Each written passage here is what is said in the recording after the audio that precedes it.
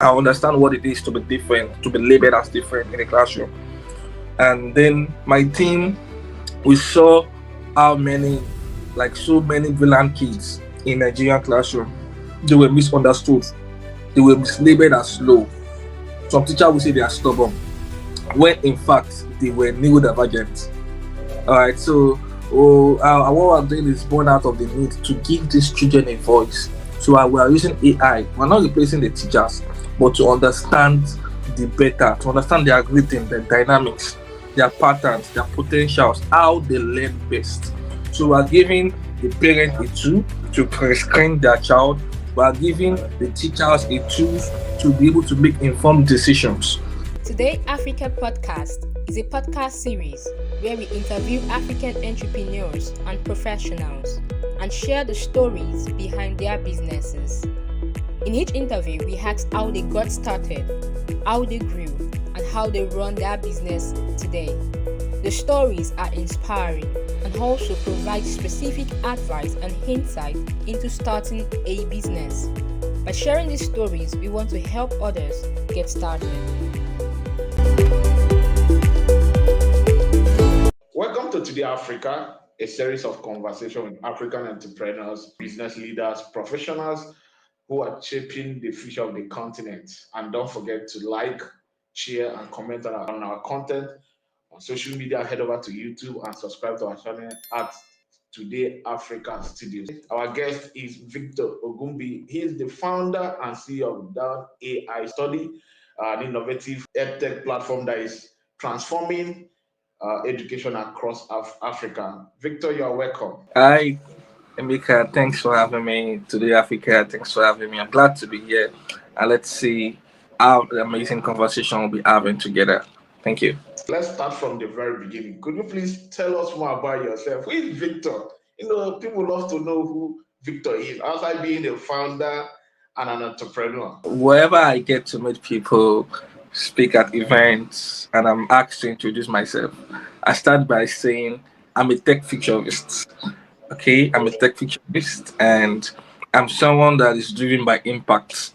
So what I am building for impact. Whether I'm speaking for impact. Right now, I'm here for impact. So that's just a bit about who I am.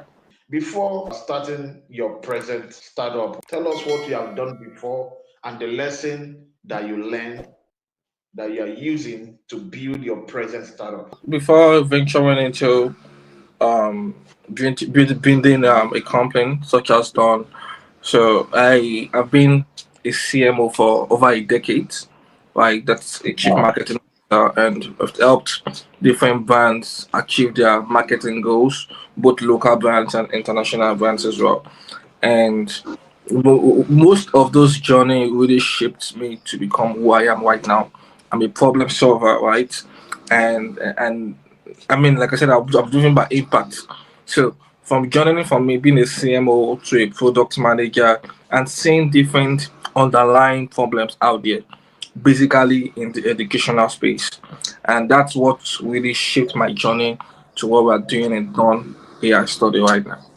Tell us more about your startup. You tell us what is it all about, your products, and probably if people have service, the service that you people are offering too. Dawn is a deep tech. When I say deep tech, because we cover education and also the mental awareness, right, of K-12 learners. So we are driven by the root to ensure that quality education is inclusive and accessible to neurodivergent children or learner. And these are kids that with dyslexia, ADHD, autistic kids, kids that the traditional way of learning is not fit, it's not built to to accommodate them. It's kids that they've not been diagnosed, kids that have been labeled slowed or with a stigma from A to B. So we're building a platform where as all these neurodivergent cases, K-12 learners, kids with cognitive issues, they can have access to quality education without stigma. Right? We are venturing into the main feature of personalized education. That's a bit of what we are doing in Dawn AI study. What really inspired you to focus on these aspects, trying to help people that has challenges, in learning. Okay, first off, I'm a dyslexic thinker. I'm neurodivergent myself. Yeah, so I first leave this, should I say, constraints. I understand what it is to be different, to be labeled as different in the classroom. And then my team, we saw how many, like so many brilliant kids in Nigerian classroom, they were misunderstood. They were mislabeled as slow. Some teacher will say they are stubborn, when in fact they were neurodivergent. All right, so what I'm doing is born out of the need to give these children a voice. So we are using AI. We're not replacing the teachers, but to understand the better, to understand their rhythm, their dynamics, their patterns, their potentials, how they learn best. So we are giving the parent a tool to prescreen their child. We are giving the teachers a tools to be able to make informed decisions. So when you connect the dots from a parent to a teacher to this fight the official psychotherapist in our ecosystem, trust me, such learner would become the best version of yourself. One of your products is being called African First AGI powered diagnostic assistant for learning differences. So, what's the biggest breakthrough you have seen so far in identifying diverse needs in low resources school? Because that is one of your areas too. I would say one of the biggest breakthrough was seeing a child that was previously labeled as unteachable in the classroom. Okay, so once we introduced ADA to the parents and also the teacher in the classroom, we were able to flag and detect signs of dyslexia, right? Because without using ADA, the child, trust me, they will still be labeling that child as unteachable. But that was not the case. So the teacher, with informed decision, they were able to adjust their method of teaching. Okay, and within weeks, the child was reading aloud with confidence. This is a child that, for the sake of to be I don't want to leak the child's data, right? This is a child that well, ordinarily they don't learn at the same pace as every other children in the classroom. But with Ada right now, the child can read aloud with confidence. You can see real time insights in other under resource schools that can change everything. So in a nutshell, this is the big breakthrough amongst other testimony out there, right, in low resource schools. So, my question is, why focus on low resources school? Don't you think it will hamper on the profit margin or Yeah. profitability of your business?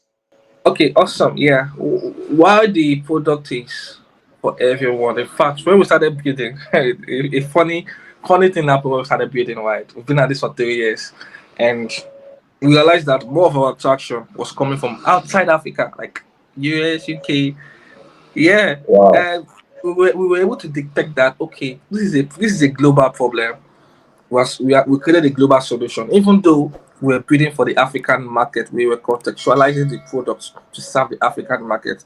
But then we realized that we're getting more traction from US, UK, Canada, Germany, right? And we thought of it. Some people are out there in the marginalized community. They are out of school. They can't afford this.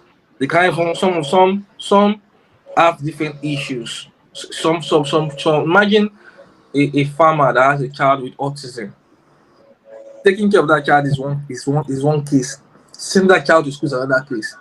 Teaching that child with the right materials is another case. So these are different underlying cases. It becomes a ripple effect. That's why we will work closely with organizations, NGO, UNESCO, corporate organizations to launch a kind of CSR backed funded program or campaign initiative to serve those in low resource schools. Aside from that, urban parents, those that are interested in the product, they can pay for this and they see the impact. They see the impact. Before building your product, how did you validate that there's a need in this area of our education sector? I'd like to state that in Africa alone, we have over 40 million neurodivergent learners in Africa, and they're out of school, right?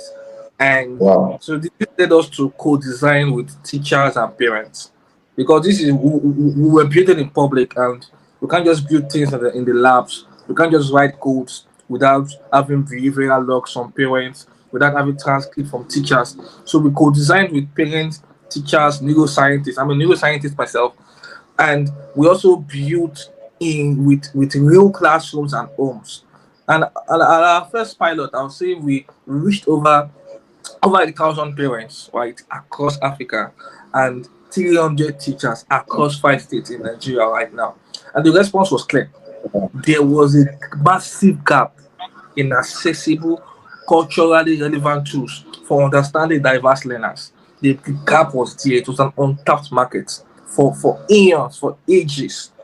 And this is one of many validations that yes, there's a market that needs to be served, and it's a big cake. Now even we ourselves, we can't eat finish. It's a huge weight, an ocean. We can't take finish from it. We just have to do our best, and keep keep having a recurrent flow of things. Based on your statement, like you are just one small shark in the big ocean. That means people need innovators to venture into this line of business. Is what you are Yeah. trying to say? That you need competition in the area. As a matter of fact, right now, we are almost like I'll say 90% getting our IP and patents ready for this, right? Because we're the first mover, right? We're the first to pull this off in Africa, and we're not just we're not seeing competition in the market. Trust me, we want to see solution arise so that we can complement each other. The market is big, it's huge. So if we have more players, more competitors, that means more competitor means, oh, there's a market for this, and people are really teaching into it. So yeah, we should have more. I like your EdTech platform. You're looking at the area that many EdTech platform are not looking at. Most EdTech apps, I'm not trying to say anything negative. Most EdTech platform are just, helping us to learn online, whereby as I'm talking with you, you teach me A to Z, but that's by the way. Let's continue. Your down AI study offers personalized learning, like you say, with real-time insights. So can you walk us through a student journey using your platform? I would say it's quite. I mean, for a learner, right? Most of our dashboard are stick. They are rule based, right? So if you're a learner or a K-12 learner, let me use a primary school, a child of age 6 to 18. Obviously, if you want to conduct a neuro assessment, your parent has to be there with you. So the first role based is by the parents, right? If that the product is live right now, it starts with initial neurocognitive assessment through ADA. So we get to see different parent logs, behavioral logs, right? Teacher tracks progress, then either curates based on different pre-screened assessment to give such parents the report, or let me just say result of maybe it has detected dyslexia or autism or cognitive issue this child. You're gonna get a result like in minutes. I mean in seconds you're gonna get the results. And and also our product also creates based on that result a personalized learning path for that learner. So we do this with content nudges, with check-ins, adjusting, and it's like a digital twin adjusting as the child grow. So the platform considers it as a full circle, a full support ecosystem for a neurodivergent child from point A to point Z, which means even if you outgrow being a K-12 learner, right, you become an adult. We've seen adults that works in bank right now and they are neurodivergent. If take for example, if you have dyslexia and you want to write a figure, you can mistake it for another figure. Do you know the kind of loss that can lead to? So we've seen different people out there reach out to us, and we just tell them, you know what, this is a full ecosystem for you, from your parents to your teacher. They conduct the assessment, teachers get the feedback, they get the logs, they can make informed decisions, and the platform just grow as you grow. It's a full circle system. Let's talk about Down AI. So, how does Down use of computer vision and psychometrics make your platform uniquely adaptive? That's a big one. That's a big one. I would say it starts from the entry point of the learner. Okay, and also the magic. And I say the magic now. The secret recipe to our product is not in AI alone. So it's the connection between our AI tools and human intuition.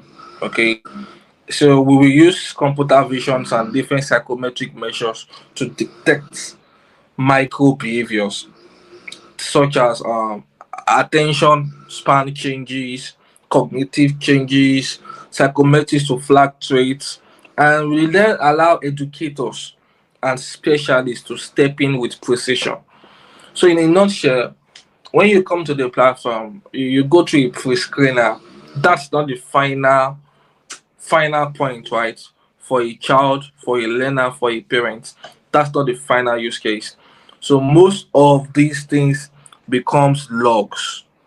They become logs, and it helps the parents, even educators, to detect neurodivergent traits in these learners with informed precisions. People are launching across multiple Nigerian states in local languages like Hausa and Yoruba. Why is this localization so important for equitable AI? All right, I'll say first off, language is access in everything you do. Language is access. If you have a good product, but it doesn't communicate, right? It's as good as nothing. So we've seen different educational tools, different platform that designed in English language, and it doesn't serve non-English speaking regions.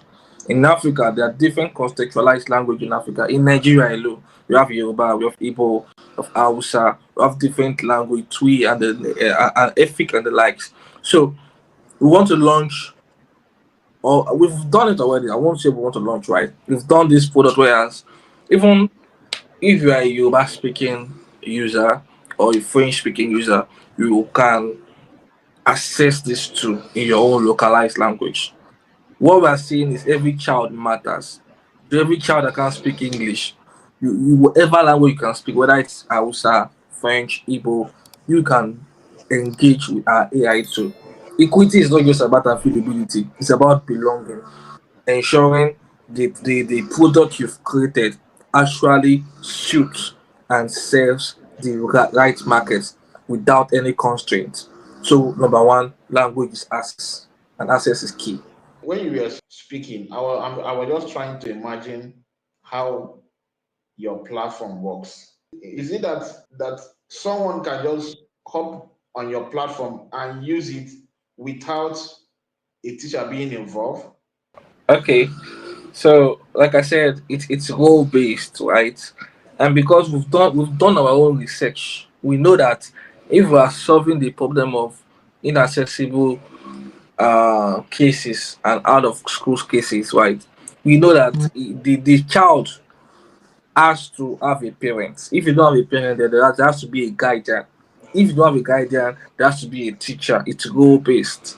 Okay, so we don't just give AI tool to a child to start making. This is not a content creation tool. This is to pre-screen you, to help you learn how best you learn, and also support either your parent, your guardian, your teacher, so that they can create a personalized learning system for you. So we're not doing the old way of we're not doing the conventional way of doing things anymore. Whereas just create an LMS, you start. No, that doesn't work anymore. If we want to solve this problem, we have to go to the root. We have to do it the right way it needs to be done. It's not just creating a platform and asking students to get onboarded. Things are not done that way. So, so we have to know that build in mind a human-centered design. Mindfulness is key. You are building an expert matching dashboard and equally a Yeah. marketplace for coaches and the neurodiversity specialists. What is the role of a human expert alongside AI in your system? We believe AI should inform. and not replace. We believe AI should inform and not replace human sight and even insight. That's key. So we factored into a dashboard where schools can connect with either speech therapists, a neuroscientist, a expert in treating autism, behavioral coaches, neurodiversity experts, especially in underserved area. So our AI flags the needs, the human factor response. So we have experts in our ecosystem already that what their core assignment is to work in hand with the teacher and with the parent to help this child. So even though our AI is flagging different needs, is working as a pre-screener, you can't exempt the human in the loop. So that's what we're doing. Your platform is offering a lot of services, and this is taking me to how you're able to fund all these because it requires money connecting the schools, the parents, and all this. So how were you able to fund your startup from scratch to where you people are today? Okay, that's a very interesting question. People do ask this same question. So Victor, the speed you guys have. So I would say to be honest, right? It's all hell bent on we founders grit and passion, right?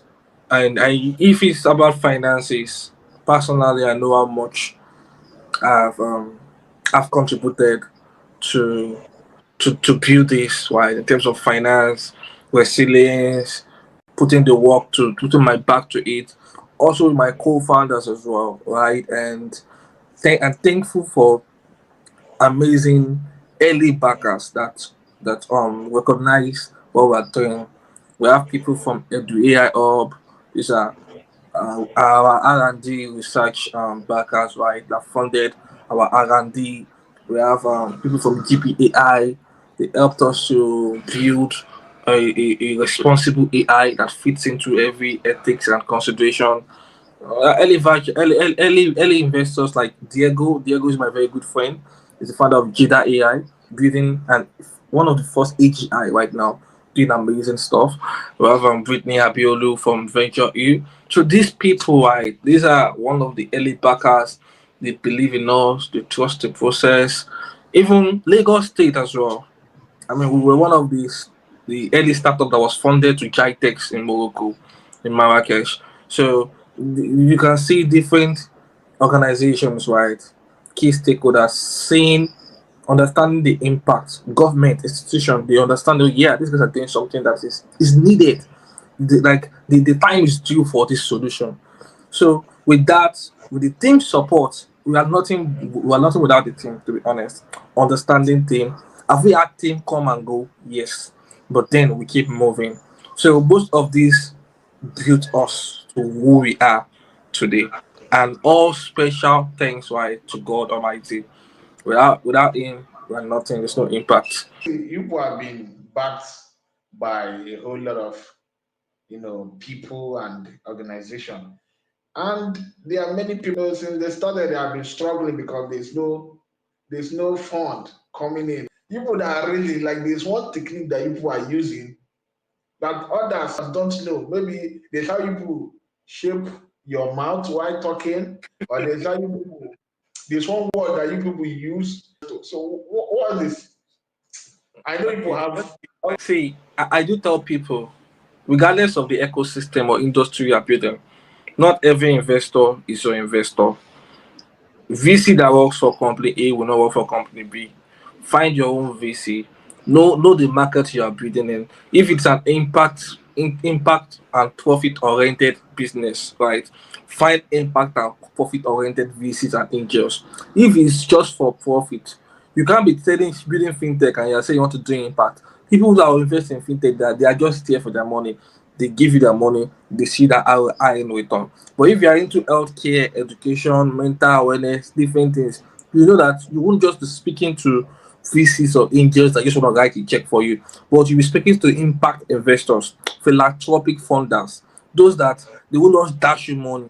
They will give you the fund, they'll write you the check, and they will work with you. It's not they're not trying to micromanage you, but to give you support, not just in funding alone, even market access. Take for example now, there was an event that was done in Wilton Park in the UK. I just got that invitation. I don't know who recommended me, but I was scheduled to host the special education part. It was a closed private investor event, and it was expense paid.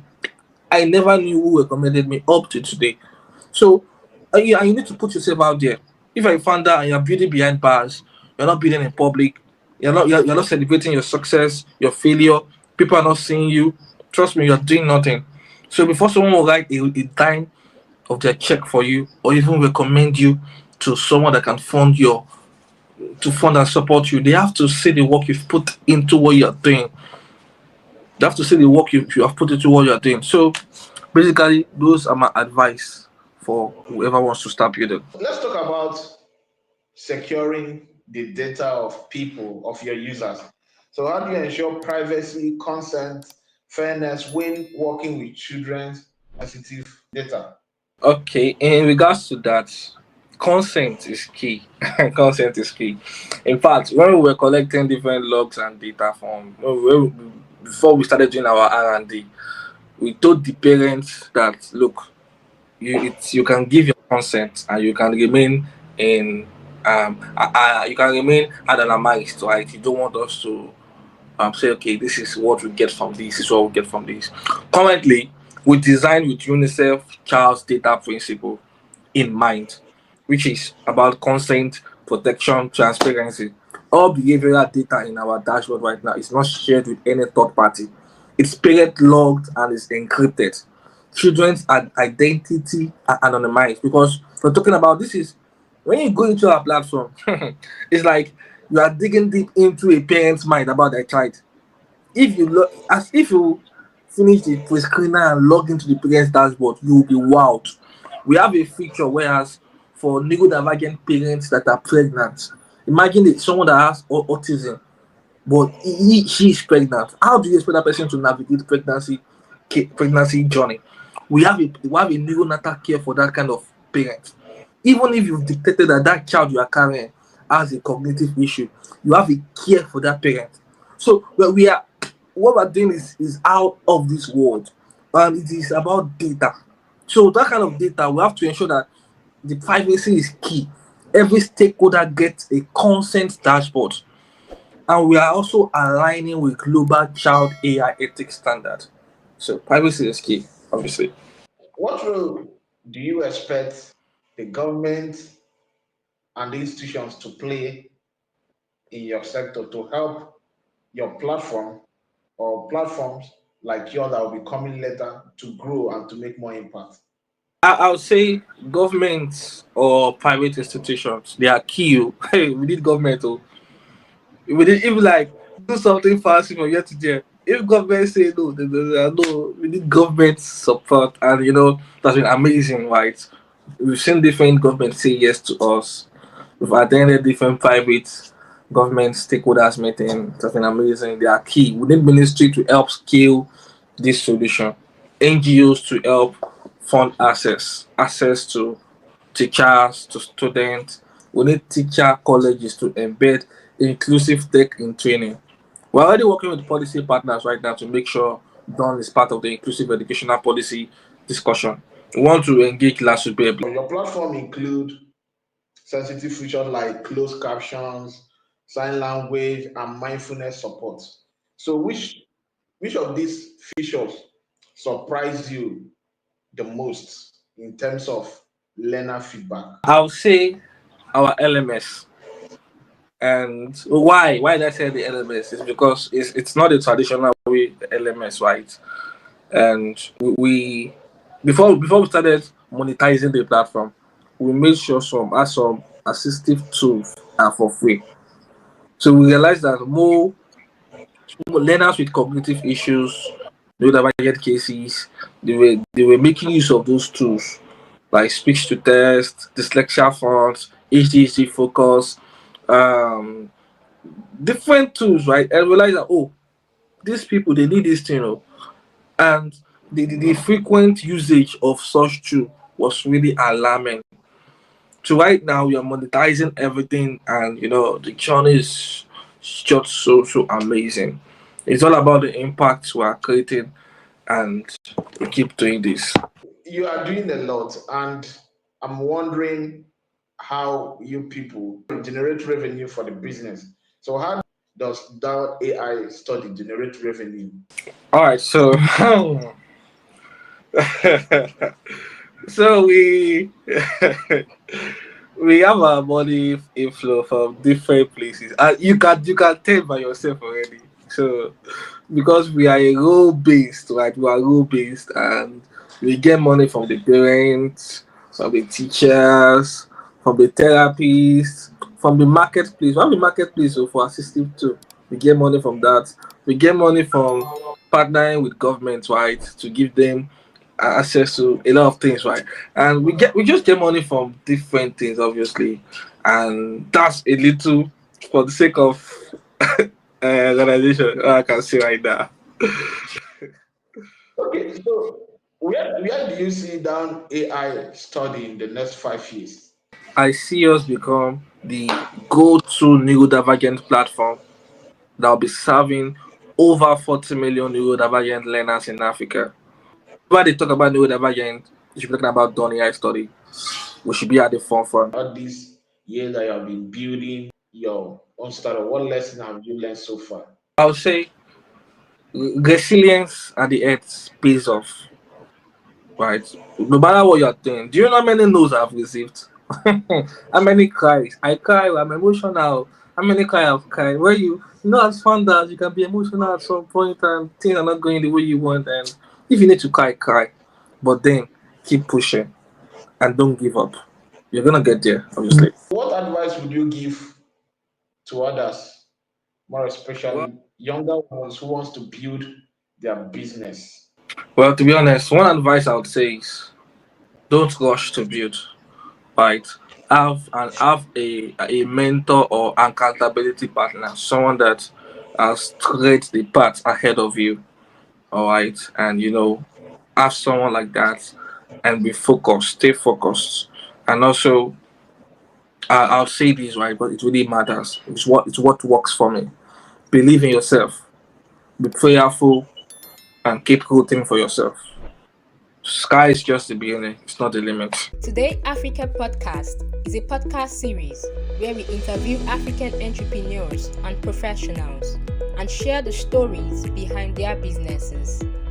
In each interview, we ask how they got started, how they grew, and how they run their business today. The stories are inspiring and also provide specific advice and insight into starting a business. By sharing these stories, we want to help others get started.